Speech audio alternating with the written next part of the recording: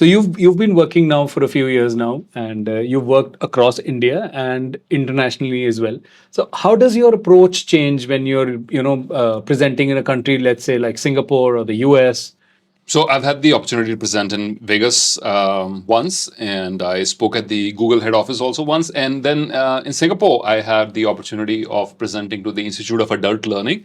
That was around 400 people at the Raffles Auditorium. And then later on, I went back again to speak to a 2,000 plus crowd of the Singapore Chinese Chamber of Commerce, Kunal, which was very interesting. It was a 15-minute keynote, and they're very meticulous about time planning and everything. Singaporeans are so good at their planning in the sense that a month before, for my Institute of Adult Learning speaking engagement, a month before, I had the seating plan because we were supposed to have lunch with the Minister of Education was going to be there.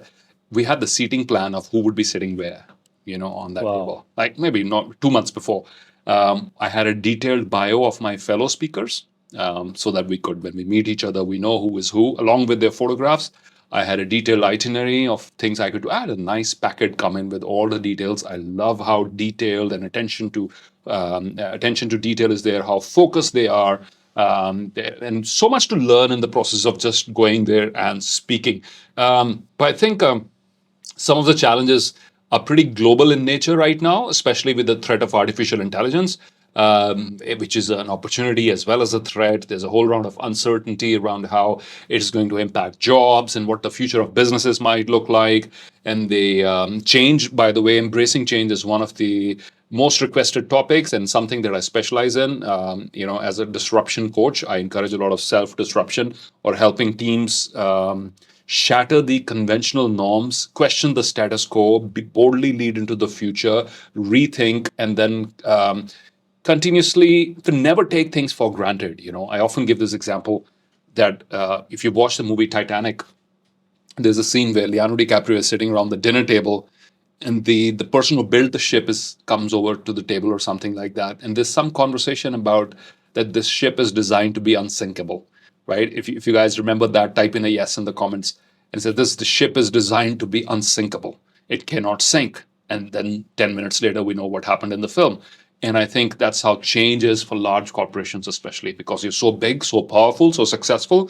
You say, oh, change can never affect us.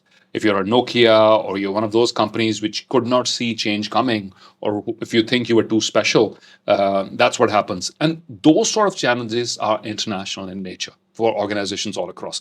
Yes, the cultural context of those things changes. So many other things change. So it was a pleasure flying to both of these places and flying internationally, very often bringing those ideas, connecting with these diverse audiences, and as much it's a learning experience for me also.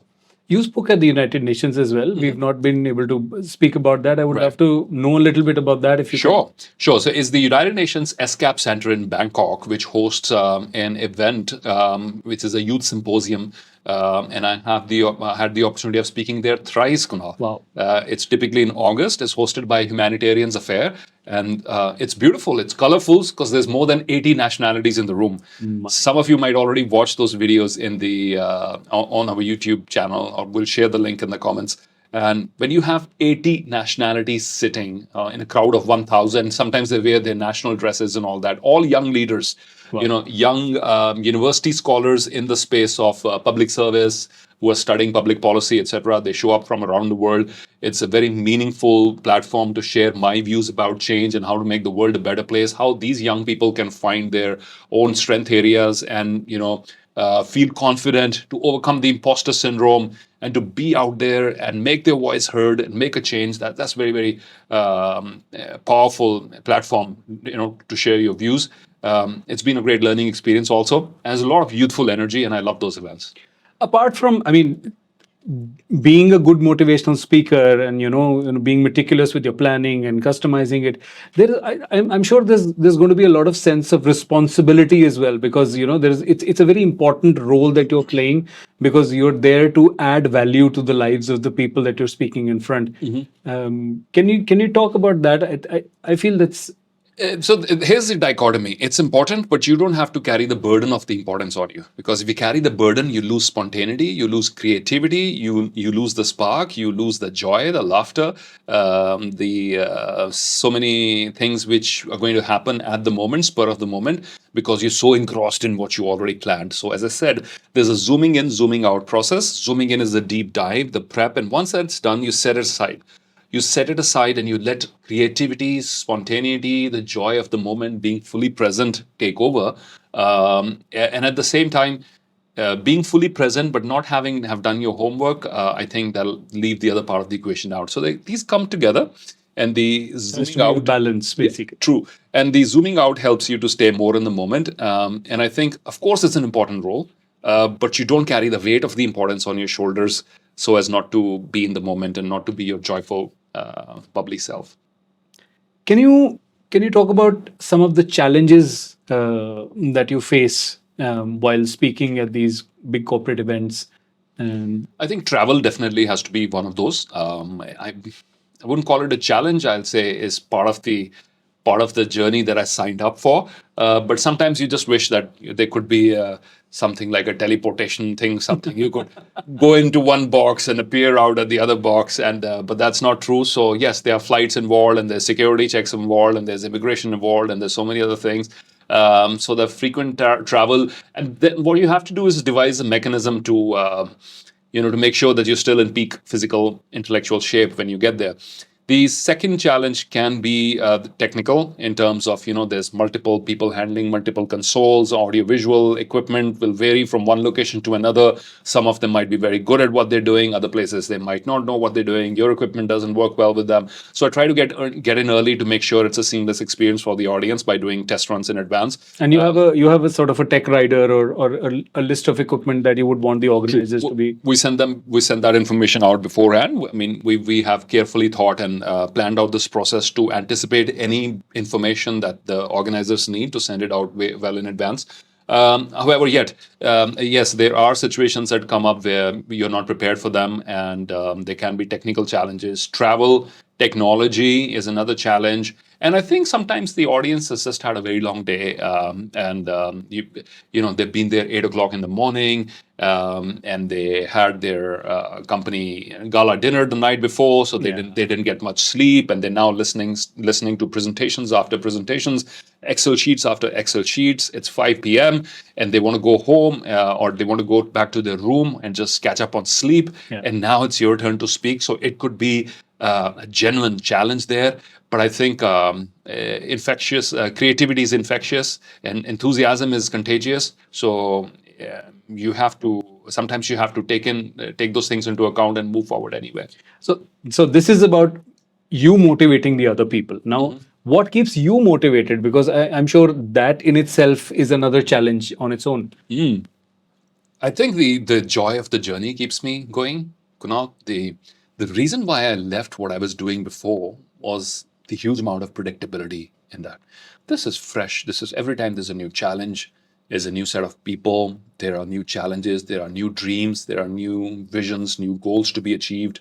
There's so much joy in helping and helping a team overcome a particular challenge, being a part of their growth journey. They're trying to do something big. Sometimes you have Indian MNCs trying to enter the space where only foreign companies dominated before. And if it's a new launch, if it's some very important project, and you're part of it as their learning or their motivation partner, I think there's a whole lot of joy and satisfaction and confidence and momentum that you get out of it. So my own spiritual regime, my own other daily practices that I follow help me stay on track. But I think the joy of the journey itself, the joy of contribution, the joy of knowing that here are 400 people sitting in front of you, okay? And they all spend more than 50% of their life working for this company.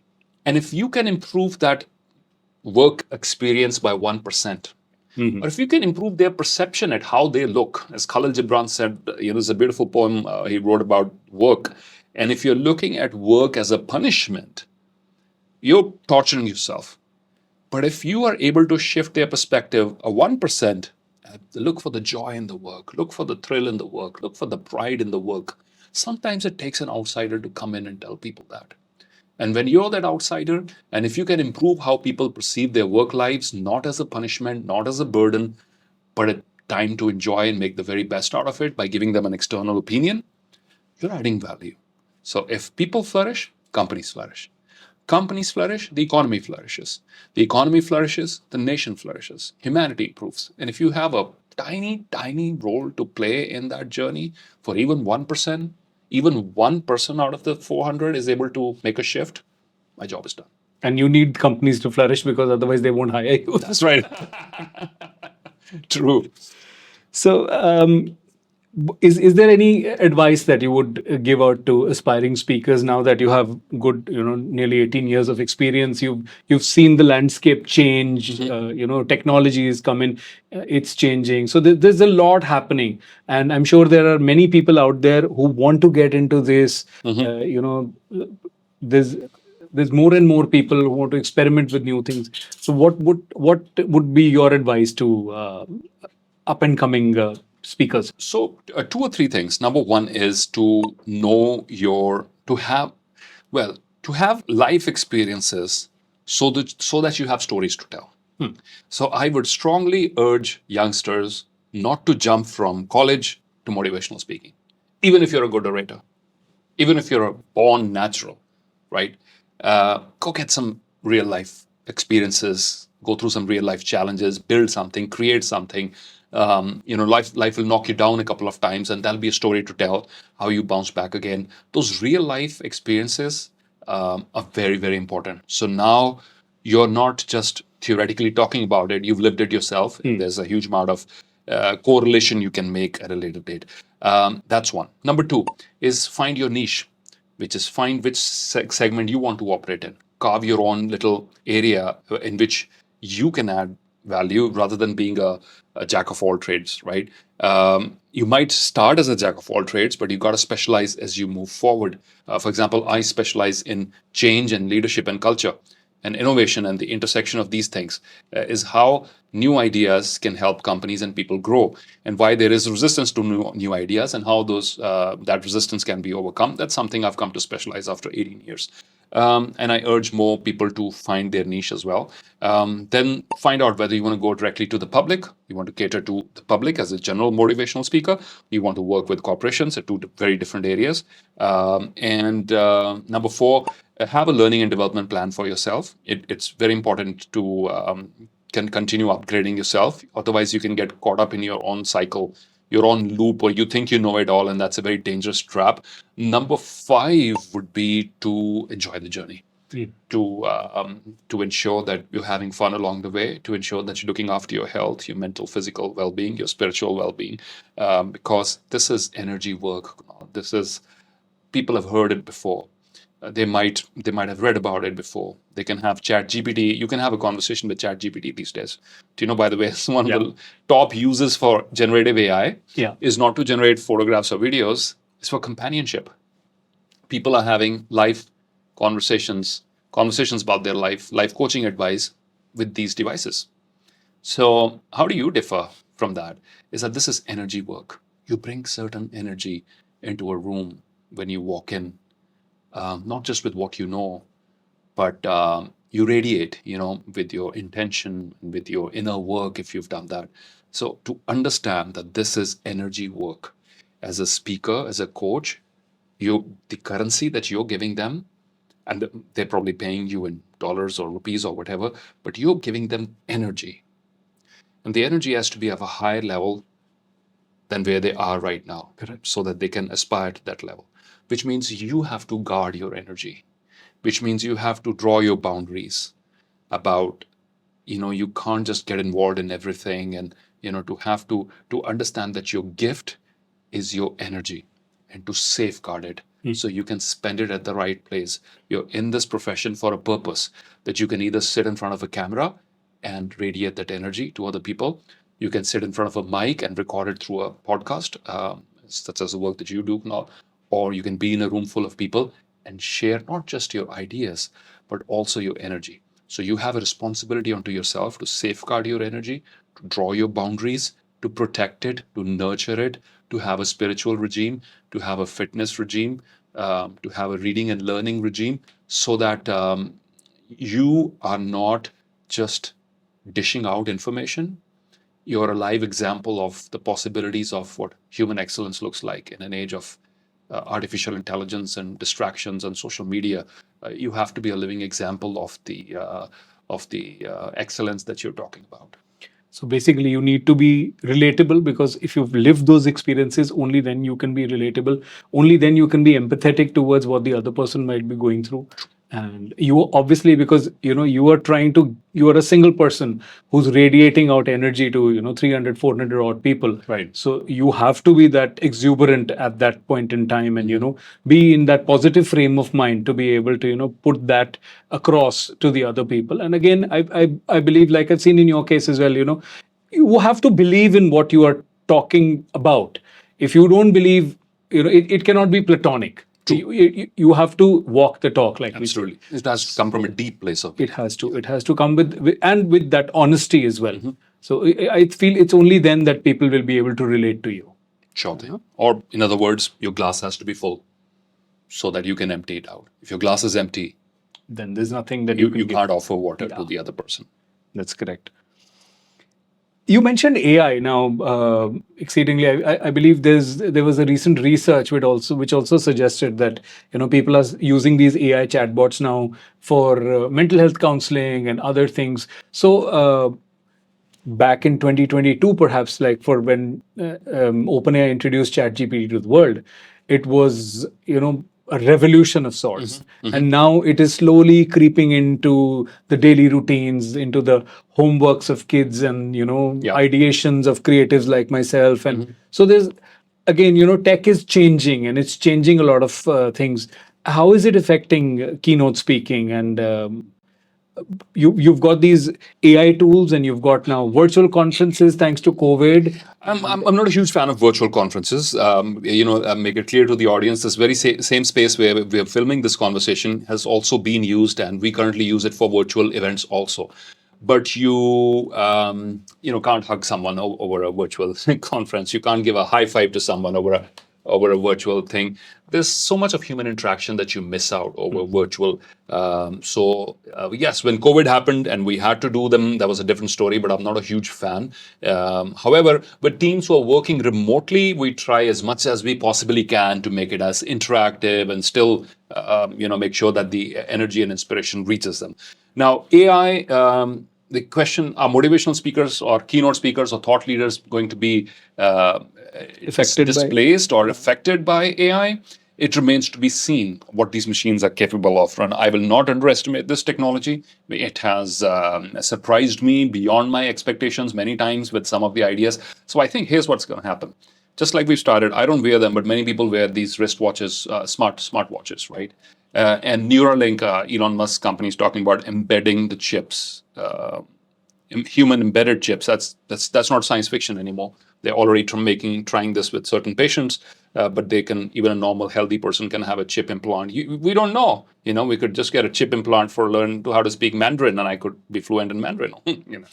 Hypothetically. So what's going to happen is, and this is where it's very interesting, a few human beings who are able to embrace and use this technology the first will have a huge advantage over the others. Just like the first early adopters of the internet, or why Silicon Valley became the birthplace of billion-dollar corporations. I think loom workers was one of the examples. The Industrial Revolution. A lot of people kept opposing, the new mills and everything, and the traditional loom worker was going out of work. But the people who adapted, who learned how to use the newer technology, eventually were employable going into the future, and others weren't.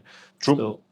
So AI's adoption, and what's going to happen for creative individuals is you will go to AI. So like I use the voice narration function on my phone, very, very helpful. I often use it to bounce off ideas or explain things to me or crystallize information, come up with catchy lines sometimes we need. And so there's a lot of interplay. It's now one of my new friends and my new assistants right there in my pocket. I can have a conversation. It's non-judgmental, available 24/7, right? And so I think it's going to help us work smarter and better. But what you cannot replace is human ingenuity, human insight, human energy, human personal experiences, stories, because we will create the stories that AI will later refer to, right? It will draw upon those experiences. It's aggregating all this information and drawing its own conclusions. But where are those experiences coming from? It's you and me supplying that. So that original thought still holds a premium and will continue to do so.